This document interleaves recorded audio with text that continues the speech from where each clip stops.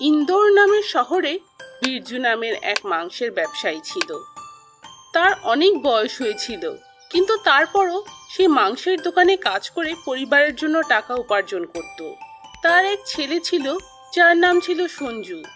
সঞ্জু দায়িত্বহীন আর নেশাখোর ছিল।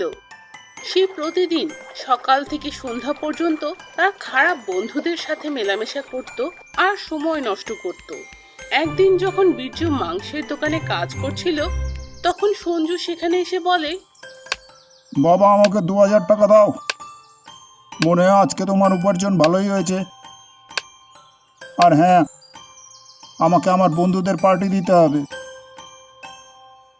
এর জন্য 1 কেজি ভুড়ি, 1 কেজি মাংস, 1 কেজি হাড়ও প্যাক করে দেবে।